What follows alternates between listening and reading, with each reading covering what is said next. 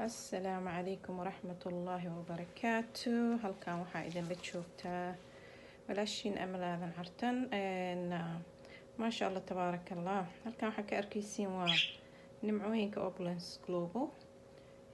halkan waa boorsooyin, waa muxuu ahaa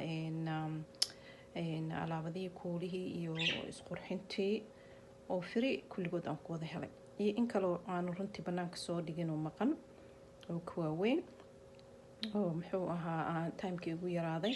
laakiin maasha Allah tabaaraka Allah, maasha Allah tabaaraka Allah, waxaasoo boorsooyin ah, waxaasoo alaab ah hadday free igu yimaadeen ka war, oo aan yacni ka helay Opulence Pointska iyo maxay ahayd toole ilaahu mustacaan isugu kee aruuray, iyo maxay ahayd toole waxyaalo kaloo free oo badan aan ku helay.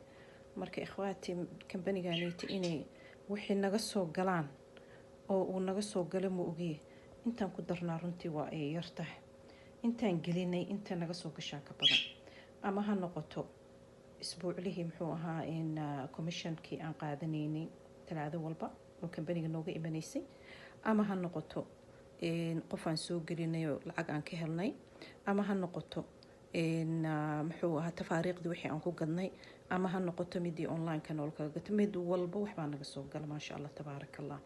marka runtii waa ku maqsuudsanahay, waana ma aragtay alxamdulilah, shukr lillah, ilaahay subxaana watacaala ha noo sii barakeeyo, meeshuu joogana allah kor nooga sii qaado.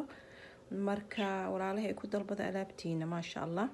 anigu horta qofta wax soo bandhigtay iyo runtii ma aragtay kaamarada waa waxa way xoogaa waa kala orodnaa, laakiin maasha Allah tabaaraka Allah, يعني اللهم بارك إلهي نو بركيو إلهي وحواي إن نور على نور هالنو صارو.